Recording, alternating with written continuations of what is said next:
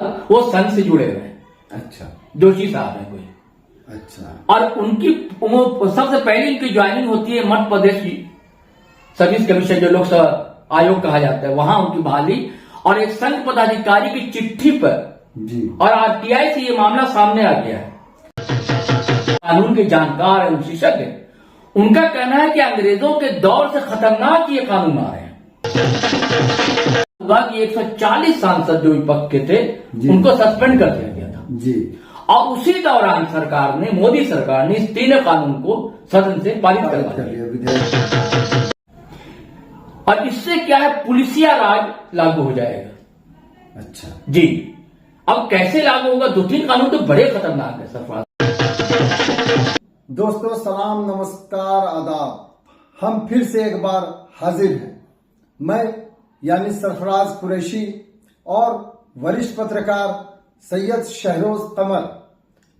दोस्तों आपको पता ही होगा, सैयद शहरोज कमर का जो अपना चैनल है, यूट्यूब चैनल है, वो जीटी रोड लाइव है और हमारा न्यूज स्टॉपेज है। तो दोस्तों बातचीत शुरू करने से पहले आपसे अनुरोध होगा कि अगर आपने अभी तक हमारे चैनल को सब्सक्राइब नहीं किया तो एक बार कर लें। आज हम जिस मुद्दे को लेकर आपके सामने आए हैं, तो आपको पता होगा कि 9 जून को प्रधानमंत्री नरेंद्र मोदी ने शपथ ले लिया है। इसके साथ ही 18वीं लोकसभा का कामकाज शुरू हो गया है। लोकसभा का पहला सत्र 24 जून 2024 से 3 जुलाई तक चलना है।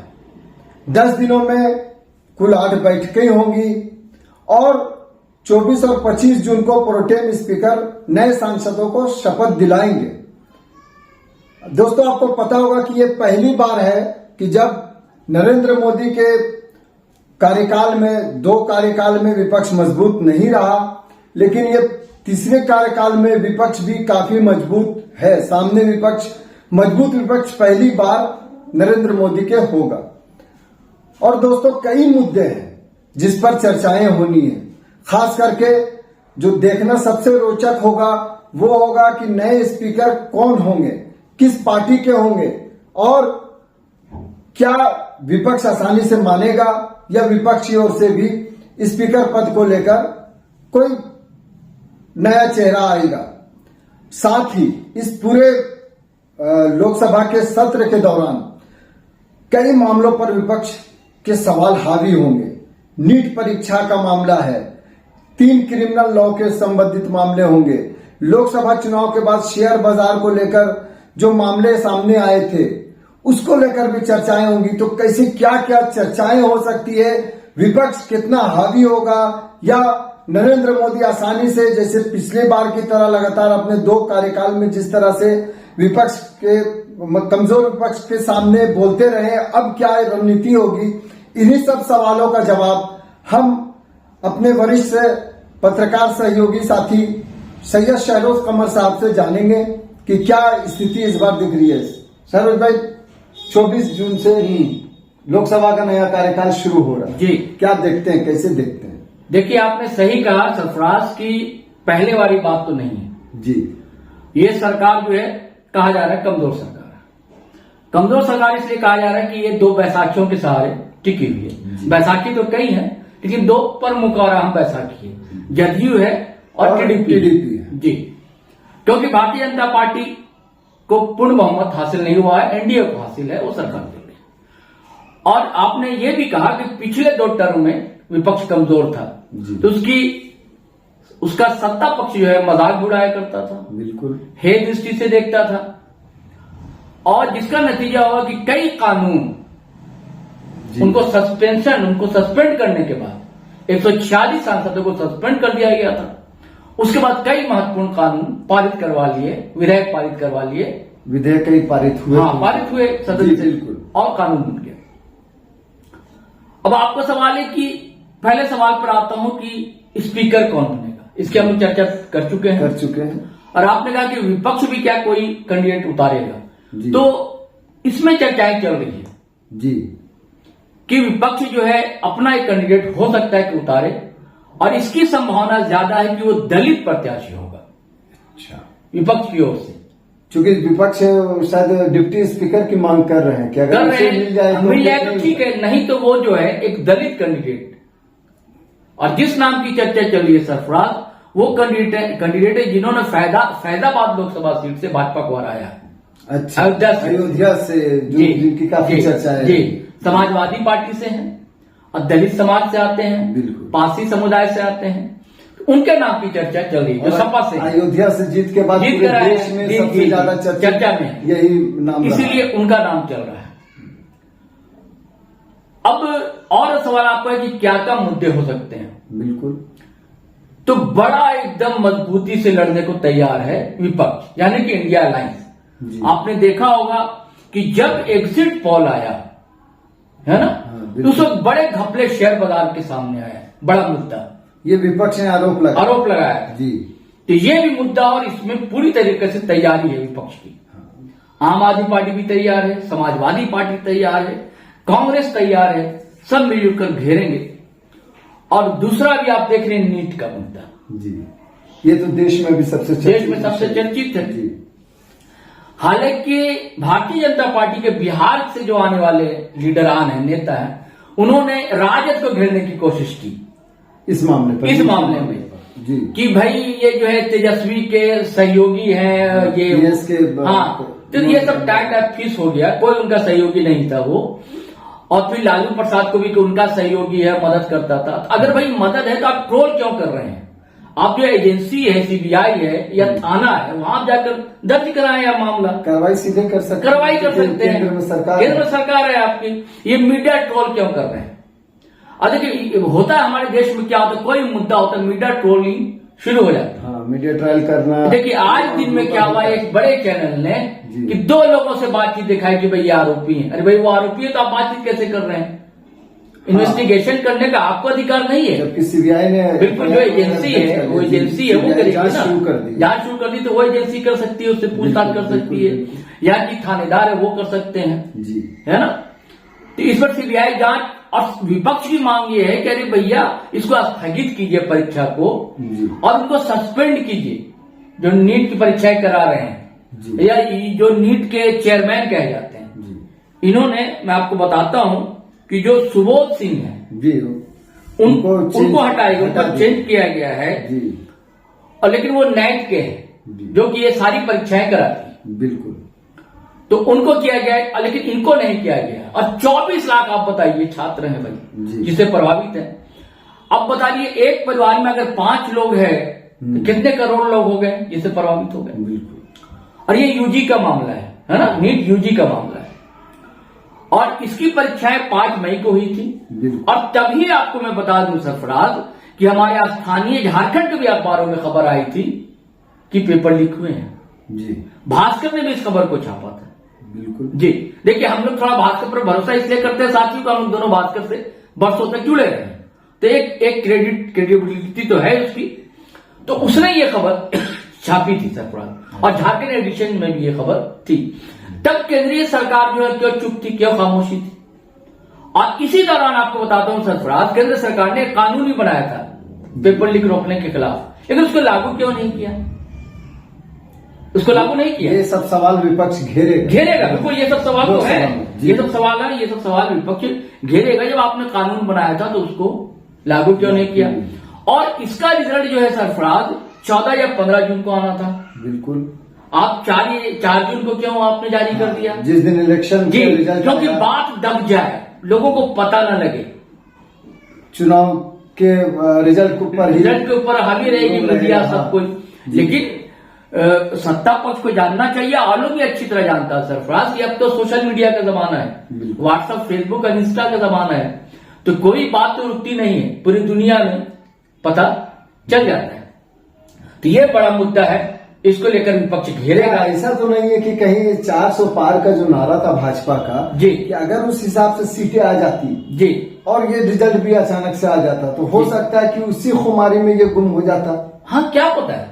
देखिए मैं इसलिए कह रहा हूं कि एक जो परीक्षा कराने वाली संस्था, उसके जो चीफ हैं सरफराज, वो संघ से जुड़े हुए हैं। अच्छा, जोशी साहब है कोई, अच्छा। और उनकी सबसे पहले इनकी ज्वाइनिंग होती है मध्य प्रदेश सर्विस कमीशन, जो लोकसभा आयोग कहा जाता है, वहां उनकी बहाली और एक संघ पदाधिकारी की चिट्ठी पर जी। और आरटीआई से ये मामला सामने आ गया है।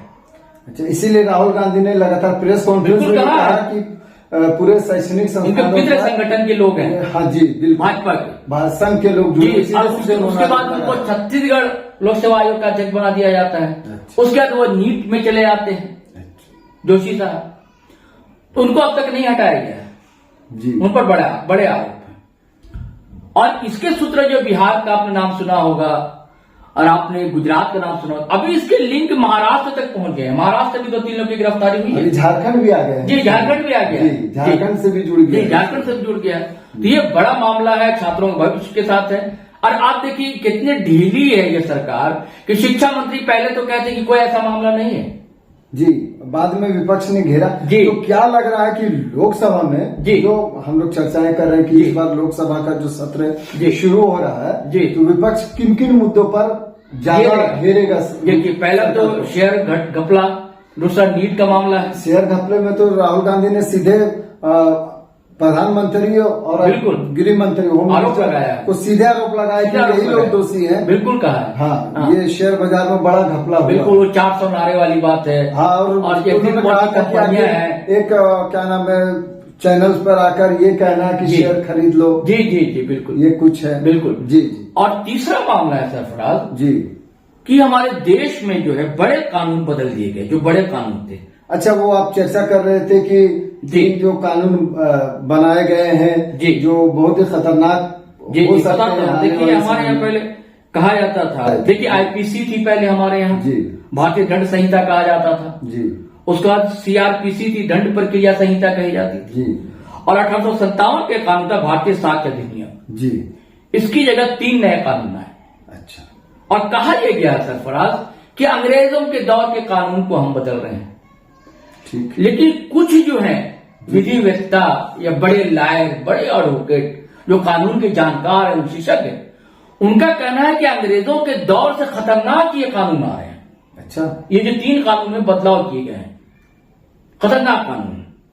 अब इसका नया नाम हो गया है सरफराज भारतीय न्याय संहिता, पहला का नाम बदला, दूसरा का भारतीय नागरिक सुरक्षा संहिता और तीसरा भारतीय साक्ष्य अधिनियम। जी। और ये 1 जुलाई से लागू होंगे। क्या क्या है ये तीनों? जी मैं बताता खतरनाक हूं। बात। और ये विपक्ष क्यों घेरने के में है कि देखिए, आपको याद होगा कि 140 सांसद जो विपक्ष के थे जी। उनको सस्पेंड कर दिया गया था। जी। और उसी दौरान सरकार ने, मोदी सरकार ने इस 3 कानून को सदन से पारित कर करवा दिया। लिया विधेयक। अब ये 1 जुलाई से लागू होने जा रहे हैं और इससे क्या है, पुलिसिया राज लागू हो जाएगा। अच्छा जी। अब कैसे लागू होगा? 2-3 कानून तो बड़े खतरनाक है सरफराज साहब। जी।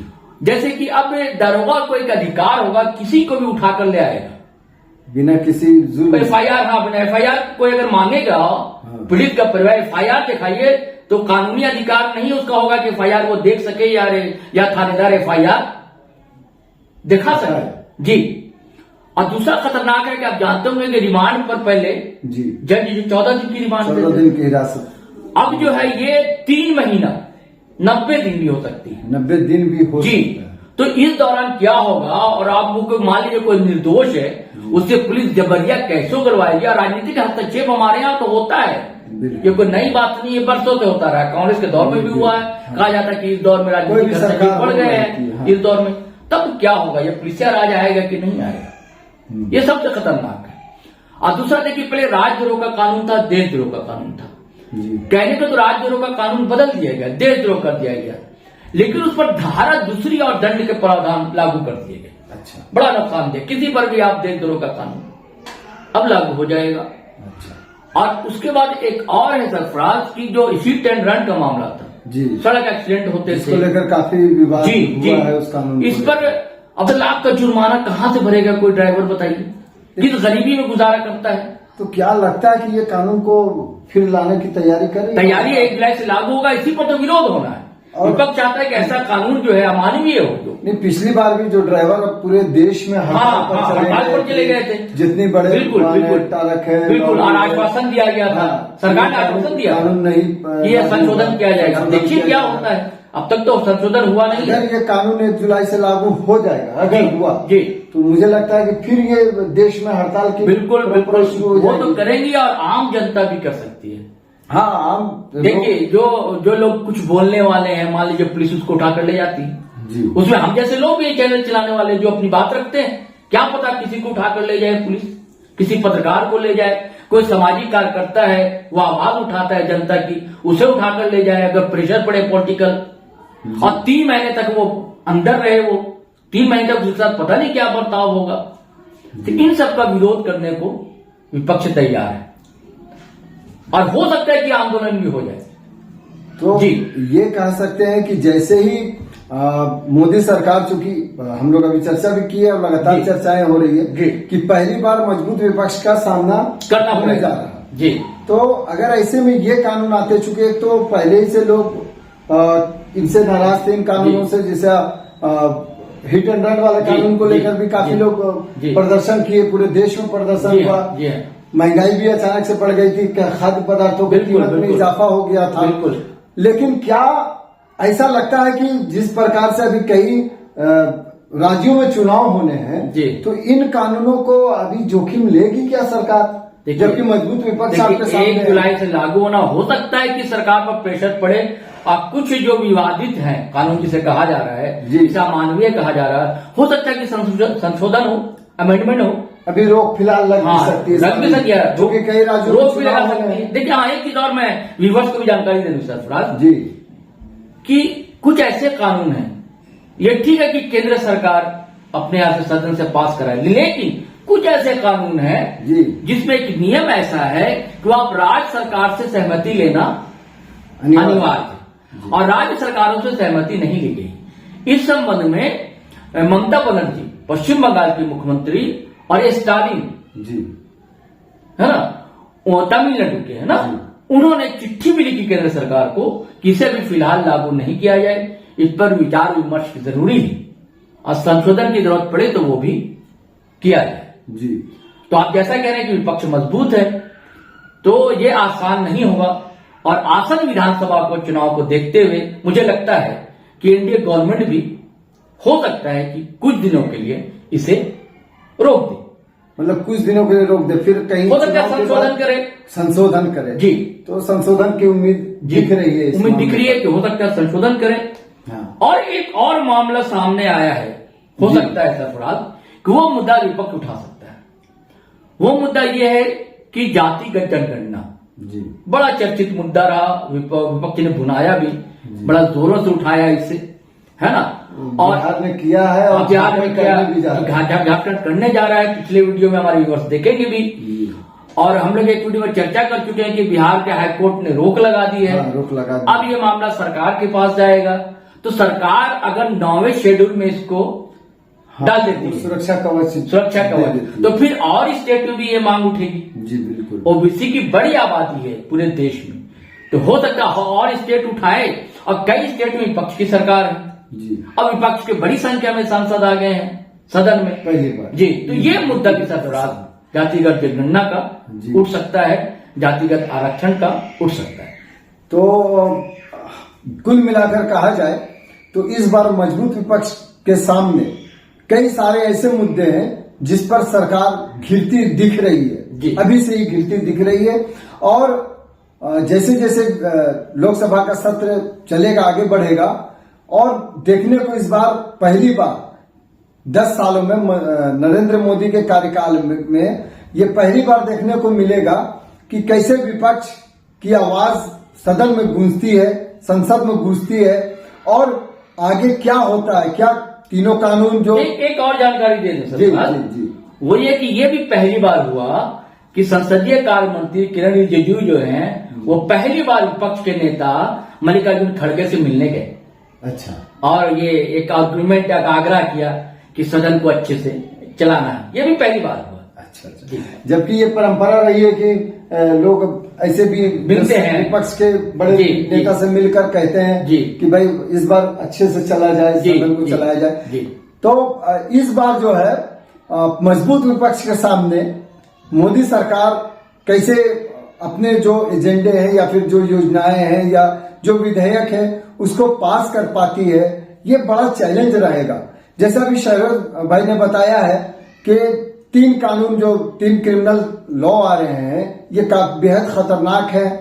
फिर विपक्ष के सामने जो नीट का मामला है, किसी प्रकार नीट को घेरेगी, नीट के मामले पर विपक्ष घेरने वाली है केंद्र सरकार को। तो कई ऐसे मुद्दे हैं जिस पर इस बार पहली बार नरेंद्र मोदी सवालों में घिरते दिख रहे हैं और वो कैसे निकलते हैं, सबसे बड़ा चैलेंज होगा। अभी तक जिस प्रकार से कमजोर विपक्ष के सामने अपने विधेयक को पास कर लेना और सरकार मजबूती से चलाने वाले नरेंद्र मोदी इस बार किस प्रकार से सरकार चला पाते हैं, क्या विपक्ष का साथ लेते हुए चलाएंगे या फिर पहले की तरह अपनी बातों को मनवाने में कामयाब रहेंगे, ये तो आने वाला समय बताएगा दोस्तों। चलिए इन्हीं सब बातों के साथ में हमें यानी मैं सरफराज कुरैशी और हमारे सहयोगी शहरोज भाई को इजाजत दीजिए। हम लोग फिर किसी नए मुद्दे के साथ में चर्चा करते हुए आपके सामने रूबरू हों। जय हिंद, जय भारत। आप अगर फेसबुक पर देख रहे हैं तो फॉलो कर लें हमारा पेज, और अगर आप यूट्यूब चैनल देख रहे हैं हमारा, सब्सक्राइब कर लें और बेल आइकन दबाना हरगिज़ ना भूलें। धन्यवाद, शुक्रिया।